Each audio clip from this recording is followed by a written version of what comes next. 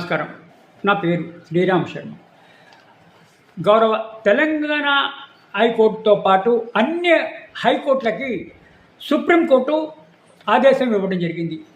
ఏదైనా కేసుల్లో ఇరుపక్షాల వాదనలు వినిన తర్వాత తీర్పును అతి తొందరగా 3 నెలల లోపల చెప్పి తీరాలి అన్ని హైకోర్టులు దేశంలో అని ఈ విధంగా సుప్రీంకోర్టు అందరికీ హెచ్చరిక చేస్తూ ఈ విధంగా ఇద్దరు జడ్జిల ధర్మాసనం chief justice Suryakant, justice Joymalya Bagchi ఈ విధంగా అన్ని కోర్టులకి ఆదేశాలు ఇవ్వడం జరిగింది.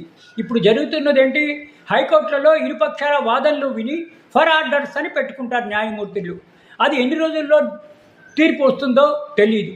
ఒక్కొక్కప్పుడు వెంటనే ఇస్తారు, ఇంకొకప్పుడు నెలల్లోనే ఇస్తారు, ఇంకొకప్పుడు డిలే అవకాశాలు ఉన్నాయి. ఈ డిలే అవ్వకుండా గౌరవ సుప్రీంకోర్టు అన్ని హైకోర్టులకి ఆదేశాలు ఇచ్చింది. ఇట్లా హీరింగ్ అయినా ఆర్గ్యుమెంట్ అయినా ఇరుపక్షాల వాదనలు వినిన తర్వాత ఎట్టి పరిస్థితుల్లోని 30 రోజుల నుంచి 3 నెలల లోపల ఇమీడియట్గా దీని తీర్పు చెప్పాలి. అంటే మ్యాక్సిమం 90 రోజుల లోపల ఈ తీర్పు చెప్పాలి, ఆదేశాలు ఇవ్వాలి అని దేశంలో ఉండే అన్ని హైకోర్టులకి ఆదేశాలు ఇవ్వడం జరిగింది. అంటే దీని అర్థం ఏంటి? ఇకపై తీర్పులు చెప్పడానికి డిలే కాకూడదు.